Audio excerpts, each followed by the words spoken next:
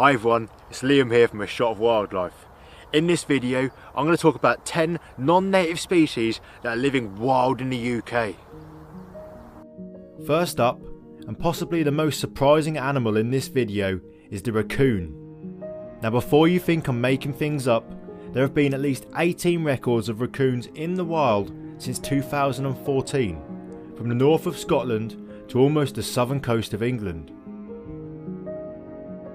These are probably escaped pets or deliberate releases, but as raccoons can survive in our climate and have already colonised much of mainland Europe, this North American native has the potential to become a real issue if they become established here.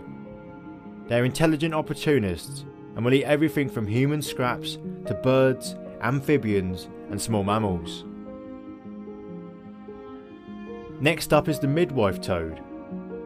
These 1.5-inch amphibians are native to most of Europe and northern Africa, but have been introduced to various locations around England and Wales. They are mostly secretive and nocturnal, but the males can give themselves away in the breeding season with their alien sounding beeping call.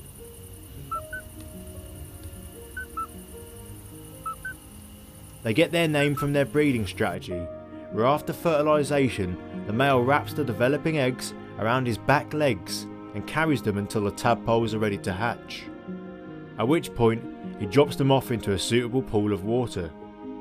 As these are quite small, their potential impact on native species isn't really well known, although it's thought that they may carry diseases that they could pass on to native amphibians. The next species is one of the most famous and well-known non-natives, which you probably expected to see on this list, the grey squirrel. These arboreal rodents were first introduced in the 1880s and soon, with the help of people and their rapid reproduction, spread across most of the country.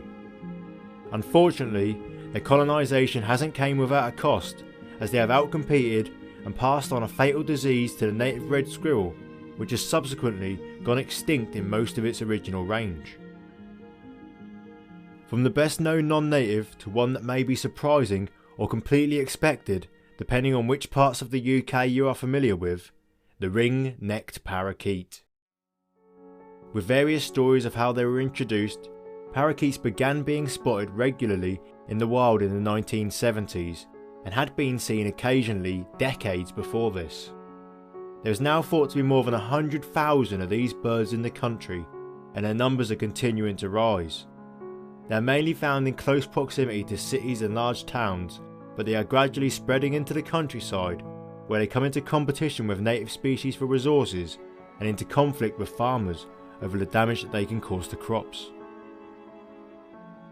The next animal on this list is actually two separate species, the yellow-bellied and the red-eared terrapin.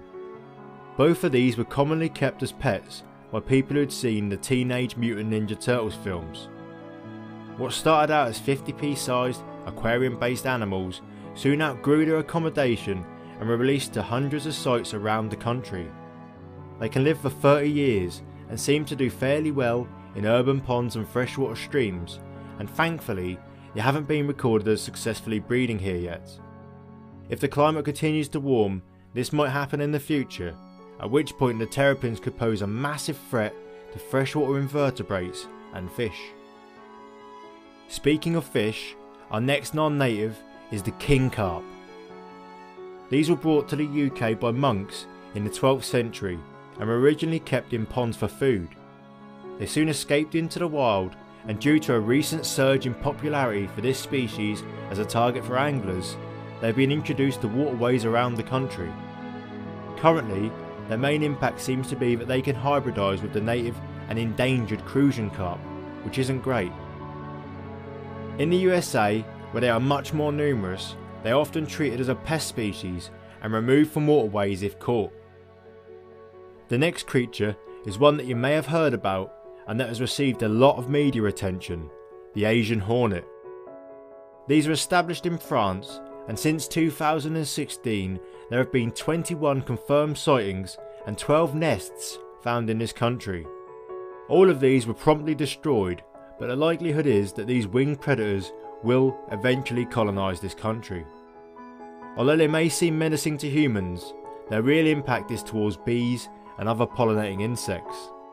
They often wait outside of beehives to snatch the bees from the air as they leave. Next up is another well-reported and impactful animal, the American mink. These relatives of the badger and the polecat were brought to the UK to be reared for their fur, but soon escaped into the wild and were first recorded breeding here in 1956. Over the coming years, they were unfortunately released by activists who wanted to protect them from the fur trade, but this bolstered their wild populations and they quickly spread across the country. As they colonised, they nearly wiped out the native water vole and had a massive impact on many other species. Over recent years, there has been a programme to eradicate mink, and in areas where this has been successful, the water vole is gradually recovering and recolonising. From an animal with a massive impact to one which may not have much of a negative impact on native species at all, the mandarin duck. The males of this species are beautiful and they are gradually spreading across the UK. As their name hints, they are originally from Asia and were brought to this country to decorate private bird collections, and surprise surprise, they soon made their way into the countryside. These birds are not found in any great numbers where they do occur, and thus far no studies have shown that they have any detrimental impact to native species. One group of animals that can definitely have a massive impact on native biodiversity is deer. There are 6, or depending on your definition, perhaps 7 species of deer in the wild in the UK, and only 2 of them are native, the red and the roe. The fallow deer was introduced in the 11th century, the muntjac in 1838, the sika deer came in 1860, and the Chinese water deer in the 1870s. There was also a herd of reindeer in the Cairngorms that were brought here in 1952, but in my mind they are captive and are no more wild than a hill-roaming flock of sheep. All the non-native deer that do live wild in this country can have a negative impact by overgrazing and preventing natural succession in woodlands. Now the mathematical amongst you will realise that I've already covered 10 different animals, but here is a bonus creature that might belong on this list: the coypu. Just like mink, coypu were imported for the fur trade in the 1920s and 30s. They managed to escape into the wild and colonise the wetland area of the east of England known as the Broads, and by the 1960s it was estimated that there were as many as 200,000 living wild here. They caused massive damage to waterside infrastructure and drainage, and because of this, a campaign was launched to eradicate them. Officially, this was successful, and in 1989 the last recorded wild coypu was captured and shot. However, in recent years there have been anecdotal records from people in the Broads who claim to have seen a large coypu-like animal, but I am less than convinced that something the size of 10 rats could remain unnoticed for more than 30 years. So there we go. Do you think it's possible that there's still coypu living here in the wild? If you do, let me know in the comments down below.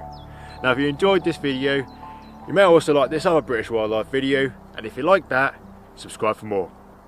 Thanks for watching, and I'll see you next time.